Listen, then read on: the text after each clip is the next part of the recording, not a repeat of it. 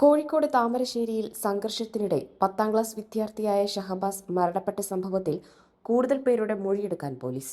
കൊലപാതകത്തിൽ നേരത്തെ പിടിയിലായ 5 വിദ്യാർത്ഥികൾക്ക് പുറമെ മറ്റാർക്കെങ്കിലും പങ്കുണ്ടോ എന്നാണ് പരിശോധിക്കുന്നത്.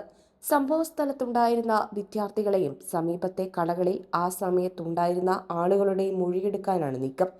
സംഘർഷമുണ്ടായ ട്യൂഷൻ സെന്ററിന് സമീപത്തെ റോഡുകളിലെ CCTV ദൃശ്യങ്ങൾ മുഴുവൻ പോലീസ് ശേഖരിച്ചിട്ടുണ്ട്. ഷഹബാസിന്റെ കൊലപാതകം ആസൂത്രിതമാണെന്ന ആരോപണവുമായി കുടുംബം രംഗത്ത് വന്നതിന് പിന്നാലെയാണ് പോലീസിന്റെ നിർണായക നീക്കം. അതേസമയം ഷഹബാസിന്റെ കൊലപാതകത്തിൽ പ്രതികളായ 5 കുട്ടികളെയും വെള്ളിമാട് കുന്നിലെ ഒബ്സർവേഷൻ ഹോമിലേക്ക് മാറ്റി. വിദ്യാർത്ഥികളെ പൊതുപരീക്ഷ എഴുതാൻ അനുവദിക്കും. ഒബ്സർവേഷൻ ഹോമിൽ പോലീസിന്റെ സാന്നിധ്യത്തിലാണ് പരീക്ഷ എഴുതേണ്ടത്. രക്ഷിതാക്കൾക്ക് ജാമ്യാപേക്ഷയ്ക്കായി ജില്ലാ കോടതിയെ സമീപിക്കാം. 14 ദിവസത്തേക്ക് ഒബ്സർവേഷൻ ഹോമിൽ കഴിയണം. താമരശ്ശേരി വെഴുപ്പൂർ റോഡിലെ ട്രിസ് ട്യൂഷൻ സെന്ററിന് സമീപം വ്യാഴാഴ്ച വൈകിട്ട് 6:30യോടെയാണ് സംഭവമുണ്ടായത്. എളേറ്റിൽ MJ ഹയർ സെക്കൻഡറി സ്കൂളിലെ 10ാം ക്ലാസ് വിദ്യാർത്ഥിയായിരുന്നു മുഹമ്മദ് ഷഹബാസ്.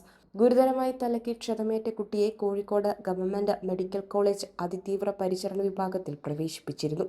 ഞായറാഴ്ച താമരശ്ശേരി വ്യാപാര ഭവനിൽ വെച്ച ട്യൂഷൻ സെന്ററിലെ 10ാം ക്ലാസ് വിദ്യാർത്ഥികളുടെ യാത്രയയപ്പ് പരിപാടിക്കിടെയുണ്ടായ ചില പ്രശ്നങ്ങളാണ് പിന്നീട് സംഘർഷത്തിലേക്ക് എത്തിച്ചത്.